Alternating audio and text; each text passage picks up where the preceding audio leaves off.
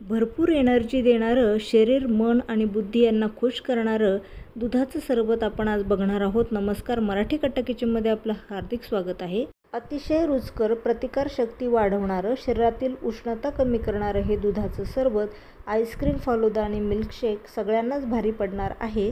घरात अचानक पाहुणे आले किंवा रमजानला सर्व करायला देखील तुम्ही हे सरबत तयार करून ठेवू शकता. यासाठी एका पॅनमध्ये मी जवळजवळ 1 लिटर दूध घेतलेलं आहे. दूध आपण उकळायला ठेवलेलं आहे. एका बाउलमध्ये 2 चमचे कस्टर्ड पावडरमध्ये 1/4 कप इतकं आपण दूध घातलेलं आहे आणि हे आपण मिक्स करून घेणार आहोत. रात्रभर भिजवलेले 2 चमचे मगजबी एका मिक्सरच्या बाउलमध्ये आपण काढून घेतलेले आहेत. मायग्रेनसाठी आणि बुद्धी तल्लख ठेवण्यासाठी हे फार फायदेशीर आहे. त्याचप्रमाणे आपण इथे 2 चमचे इतकी खसखस देखील भिजत घातलेली आहे. हे आपण या मिक्सरच्या भांड्यात काढून घेणार आहोत. 10 ते 12 भिजवलेले बदाम आणि 7 ते 8 भिजवलेले पिस्ते हे देखील आपण मिक्सरमध्ये घालणार आहोत.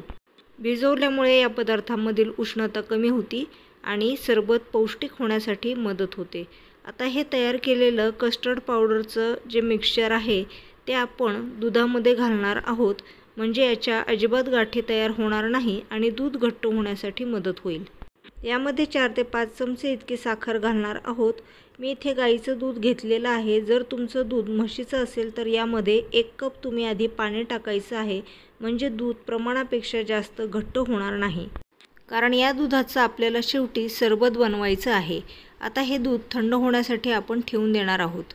ही तयार पेस्ट 5 ते 6 चमचे इतकी दुधामध्ये घालायची आहे. म्हणजे चव आणि टेक्स्चर अगदी जबरदस्त येणार आहे.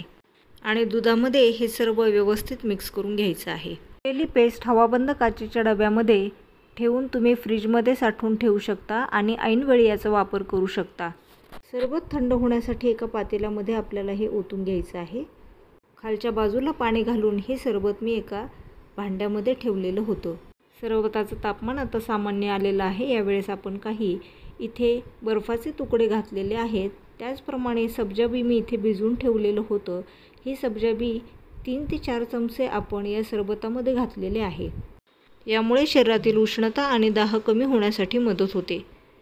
आता सगळ्यात महत्त्वाचा पदार्थ आपण यामध्ये घालणार आहोत हे म्हणजे खस सिरप. बाजारात सहज उपलब्ध असणारा हा पदार्थ शरीरातील दाह कमी करण्यासाठी फार फायदेशीर ठरतो. ग्लासमध्ये आपण खालच्या बाजूला इथे थोडेसे बर्फाचे तुकडे घालणार आहोत आणि हे खस सरबत आपल्याला सर्व करायचं आहे. वरच्या बाजूने इथे आपण बदाम आणि पिस्त्याने गार्निशिंग केलेलं आहे. तेव्हा नक्की ट्राय करा आणि सबस्क्राईब करायला विसरू नका. मराठी कट्टा किचन.